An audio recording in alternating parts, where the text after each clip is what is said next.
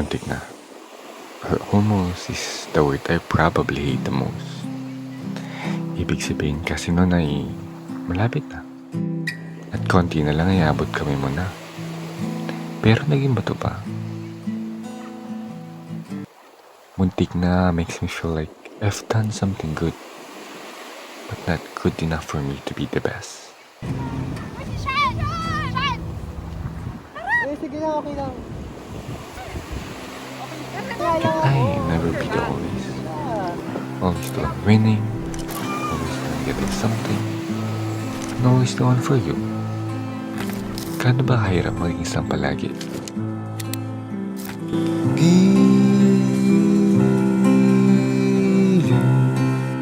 Pahintulutan mo ako.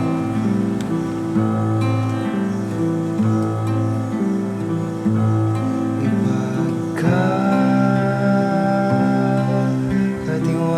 ko sana sa'yo ang puso ko.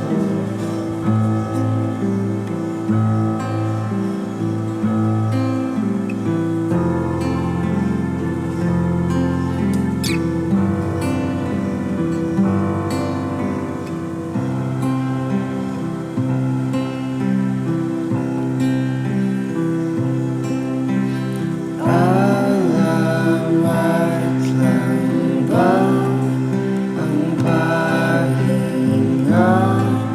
ng dalawang puyat sa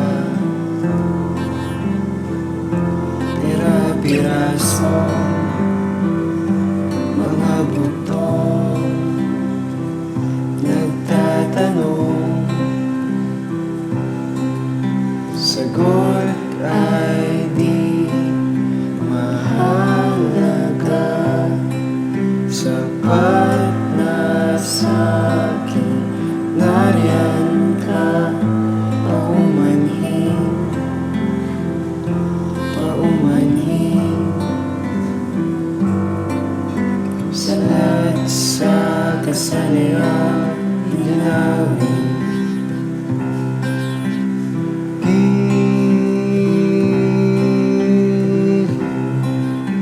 Pahintulutan mo ako.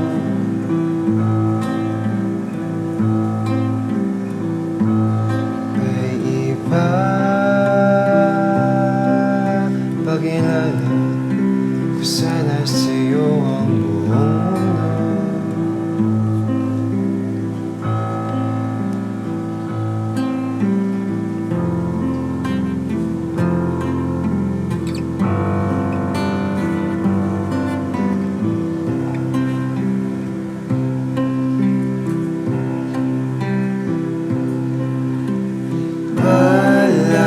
balagtasan na nagtatapatan,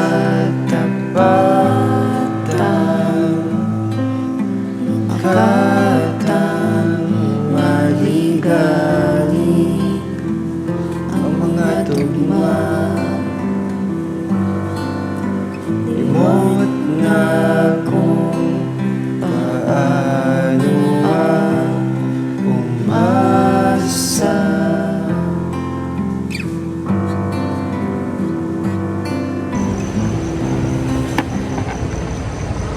Sean, Ha? tamang oras na rin para sa akin. Pero, masaya naman ako sa bawat atensyon at pag-ibig na binigay mo sa akin. Pero, hindi ko alam kung paano. Salamat sa panahong nakilala kita.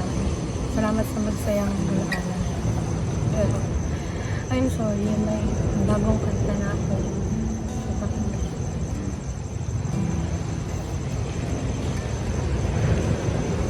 Sana maintindihan mo. Patawad.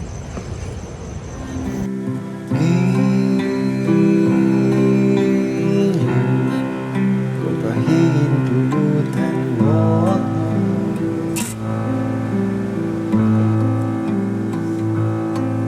Ang aking hangganan ay ipapamalas ko sa'yo. Paano